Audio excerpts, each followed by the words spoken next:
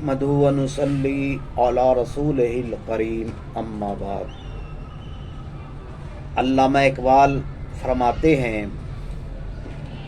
निगाहें इश्क मस्ती में वही अव्वल वही आखिर, वही कुरआन वही फुरक़ान वही यासीन वही ताहा। दोस्तों, इश्क है क्या? इश्क किसे कहते हैं? नबी से इश्क का क्या मतलब है? तो लफ्ज़ इश्क दिली जज्बात को कहते हैं,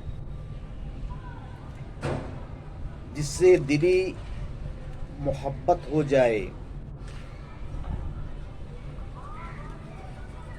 उसे आशिक कहते हैं, माशूक कहते हैं। दोस्तों,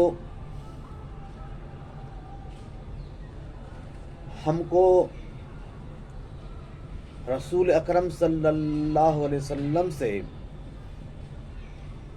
दिली मोहब्बत है, इसका हम दावा करते हैं।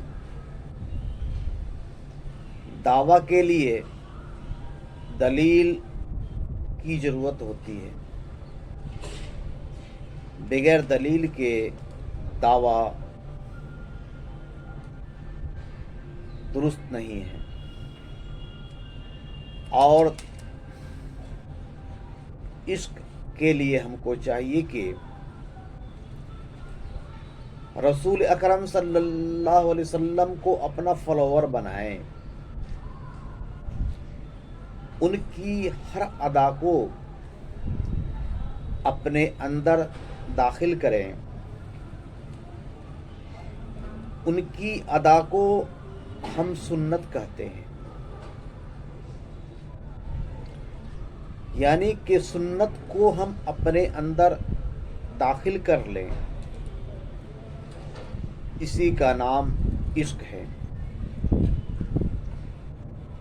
आज हम खुद को आशिक कहते हैं, आशिक रसूल कहते हैं, और रसूल सल्लल्लाहु अलैहि वसल्लम की सुन्नत दारी है, उसे हम डेली सुबह ख़त्म करते हैं। तो क्या हम आशिक हैं?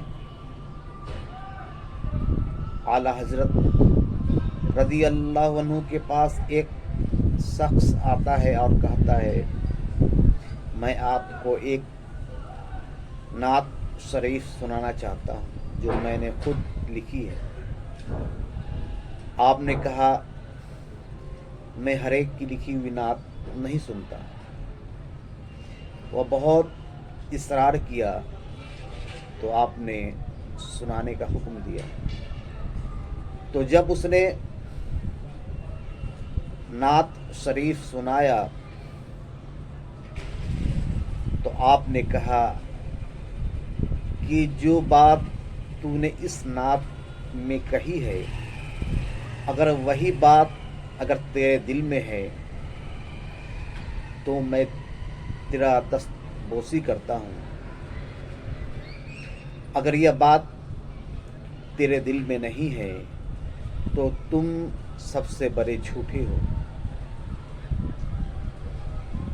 यह है मोहब्बत, इश्क।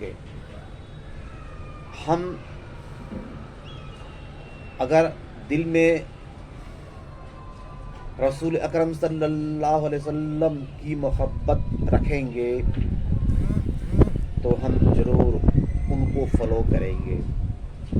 अगर हम उनको फॉलो नहीं करते हैं तो इसका मतलब है उनकी मोहब्बत मेरे दिल में नहीं है, और मैं जो दावा करता हूँ वह दावा झूठा है। इसलिए हमको चाहिए कि आशिक रसूल बने, मुहिब्बे रसूल बने, और अपने दिल में ان کی محبت داخل کریں اور ان کو اپنا آئیڈیل بنائیں۔ وآخر دعوانا الحمدللہ۔